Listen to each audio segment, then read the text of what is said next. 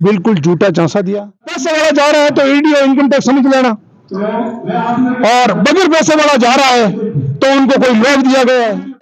मेरे विवेक से तो सीधी सट बात है कि जसवंत सिंह जी को एमएलए का टिकट मिला नहीं, मांग रहे थे।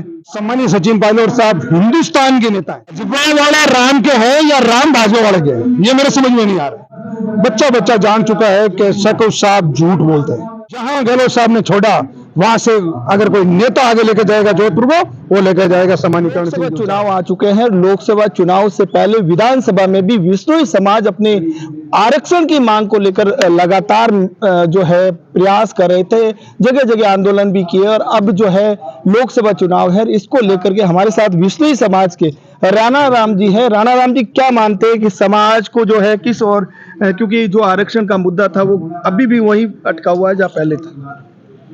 आरक्षण का मुद्दा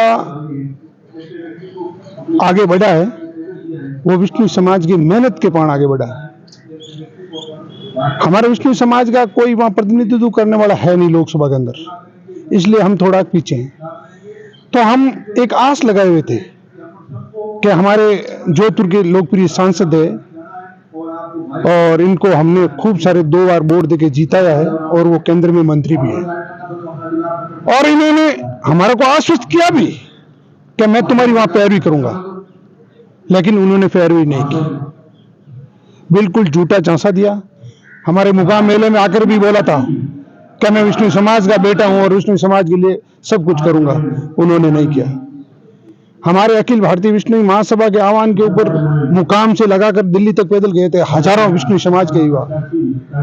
वहां रामलीला मैदान में पहुंचे और रामलीला मैदान में जागरण हवन किया, और दूसरे दिन वो खुद ने आकर फोन किया कि आप यहां से शांतिपूर्ण ढंग से धरना उठा दीजिए, मैं अमित शाह से बात हो गई है और आपकी बात आगे बढ़ा दूंगा और मैं मीटिंग करवा दूंगा। बिल्कुल लाइव दिखाया गया था और लाइव ही बात हुई थी,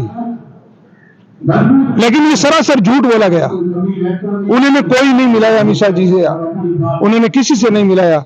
हमारे अखिल भारतीय महासभा के अध्यक्ष सामान्य देवेंद्र जी बुढ़िया अपने खुद के रिलेशन से अमित शाह से मिले थे और उन्होंने बात बताई थी कि हमारी ये बात। लेकिन आपके कई समाज के लोग हैं जो अभी भी भाजपा में जो है तोड़ दौड़ के जा रहे हैं, तो आपको लगता है कि जो है भाजपा में ही जो है आपका समाज का कोई उद्धार हो सकता है? मैं आपको एक चीज की मेरे हिसाब से मैं यकीन दिलाता हूं कि अगर सम्मानीय करण सिंह जी उचाड़ा साहब अगर लोकसभा में पहुंचते हैं तो मैं दावे के साथ कहता हूं कि ये अपने विष्णु समाज की कम से कम किसी की भी गवर्नमेंट बने, ये दावे के साथ बात रखेंगे कि विष्णु समाज को आरक्षण का हक है और इनको इनका हक मिलना चाहिए। ये पैरवी करेंगे। गजेंद्र सिंह जी को तो 10 साल देख लिया, ये किसी विष्णु समाज की पैरवी नहीं करेंगे। और मैं आपको एक बताना चाहता हूं, ये इसको पता था कि विष्णु समाज मेरे से नाराज है, इसलिए उन्होंने सबसे बात करके तुरंत पैरवी करके माननीय जसवंत सिंह विष्णु को कल्याण बोर्ड का अध्यक्ष बनवाया, जीव जंतु कल्याण बोर्ड। लेकिन विष्णु समाज सब समझता है, इससे कोई फर्क पड़ने वाला नहीं है। लेकिन हाल ही में पप्पू राम डारा भी जो है भाजपा में ज्वाइन हो गए, ये कहते हुए ज्वाइन हुए कि कांग्रेस में मुझे स्कोप नजर नहीं आया, कांग्रेस कुछ नहीं कर रही है। देखो, डारा साहब के लिए तो मैं इतना कहना चाहता हूँ, बिजनेसमैन आदमी है, हो सके उनके प्रेशर होगा बिजनेस का। और दूसरी चीज है, कांग्रेस पार्टी से फलोदी से चुनाव को टिकट मांग रहे थे, टिकट नहीं मिला, और अब किस व्यक्तिगत तौर पे बीजेपी में गए तो कोई दिक्कत नहीं, उनकी इच्छा। आप एक प्रेशर की बात की कि क्या ईडी और इनकम टैक्स का डर है जो उस वजह से जा रहे हैं? वो तो स्वाभाविक है, वो तो हर एक इंसान जा रहा है, पैसे वाला जा रहा है तो ईडी और इनकम टैक्स समझ लेना, और बगैर पैसे वाला जा रहा है तो उनको कोई लोभ दिया गया है। सच्चा कांग्रेस का कार्यकर्ता इस समय कोई भी कांग्रेस छोड़ के नहीं जा रहा है। एक चीज की बात करें, आपके विष्णु समाज के बड़े नेता, जब टिकट डिक्लेरेशन हुआ उसके बाद एक ट्वीट आया था और उसके कुछ कहा भी ये गया था कि मैं एक आखिरी ट्वीट करूंगा, उसके बाद कभी ट्वीट नहीं करूंगा। उसके बाद बोर्ड का अध्यक्ष बना दिया गया। तो क्या ये हो क्या रहा है समाज के अंदर, किस तरीके से जो है जा रहे हैं और क्या हो रहा है, क्या लगता है आपको? मैं आपको एक चीज जो मेरे समझ में आती है, आपके विवेक से, मेरे विवेक से तो सीधी सट बात है कि जसवंत सिंह जी को एमएलए का टिकट मिला नहीं, मांग रहे थे। अब जसवंत सिंह जी आखिरी ट्वीट यही करना चाहते थे। वो भी जैसे बीजेपी में वो रहते हैं तो बीजेपी का वो आदत स्वभाव सब जानते हैं कि वो फ्रेशर बनाता तो मैं भी फ्रेशर बनाऊंगा, मेरा आखिरी ट्वीट होगा तो बीजेपी वाले लगेगा जसवंत सिंह चले जाएंगे। अगर टिकट की बात करें तो हनुमान सिंह खांगटा टिकट मांग रहे थे, पप्पा राम दारक टिकट मांग रहे थे और भी मांग रहे थे, और वो सारे छोड़ के कांग्रेस छोड़ के भाजपा में गए। तो क्या टिकट नहीं मिलना आखिरी ऑप्शन यही होता है कि बीजेपी ज्वाइन कर लो?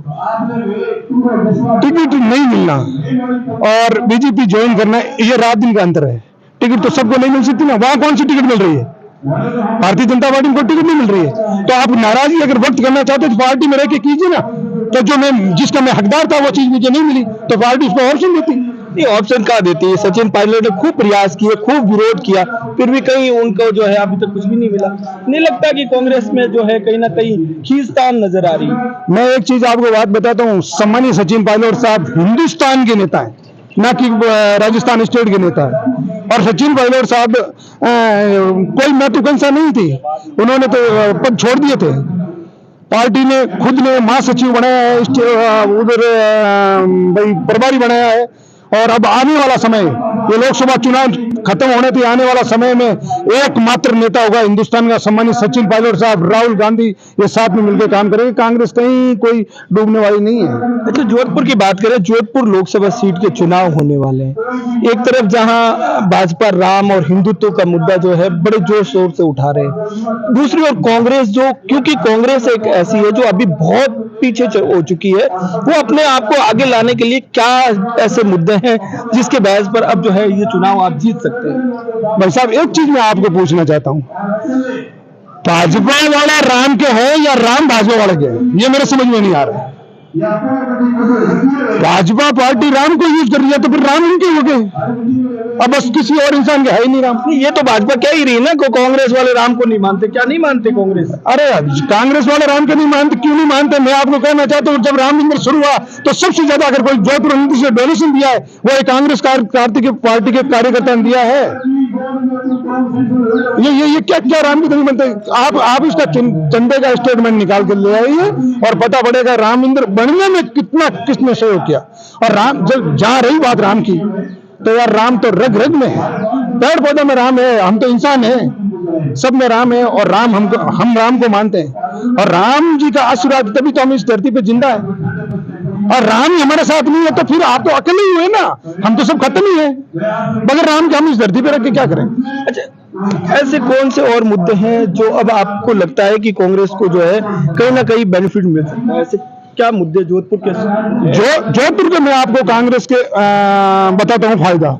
एक तो फर्स्ट फायदा है कि बच्चा जान चुका है कि सकौ साहब झूठ बोलते हैं।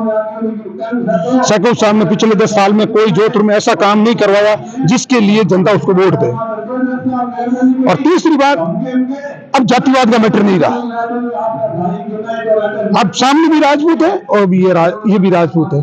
सामने वाला राजपूत एक सामान्य परिवार से है, करण सिंह जी उचाड़ा साहब। और कम से कम मैं ये दावे के साथ कहता हूं कि करण सिंह जी कभी जातिवाद पे विश्वास नहीं करते। 36 कौम से इनके संपर्क है और पिछले 30 साल का इनका मेहनत प्रयास है।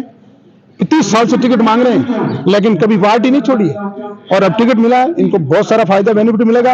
और आने वाली 26 तारीख को आप देखना, मैं आपको ये कहना चाहता हूं कि राजस्थान में एक नंबर पे सीट जीत रही है तो वो जीत रही है जोधपुर और भारी मता से जीत रही है। यानी कहीं ना कहीं कांग्रेस अपनी पुरानी जो सीट, परंपरागत सीट कह सकते हैं, जहां से अशोक गहलोत 5 बार जीते और लगातार कांग्रेस की ही सीट रही, वो सीट कहीं ना कहीं कांग्रेस के खाते में आती हुई आपको नजर आ रही है? मेरे को नजर आ रही है, सम्मानीय पायलट साहब को नजर आ रही है, सम्मानीय गहलोत साहब को नजर आ रही है। मैं कह रहा हूं जहां गहलोत साहब ने छोड़ा वहां से अगर कोई नेता आगे लेकर जाएगा जोधपुर को, वो लेकर जाएगा सम्मानीय करण सिंह जी उचाड़ा साहब।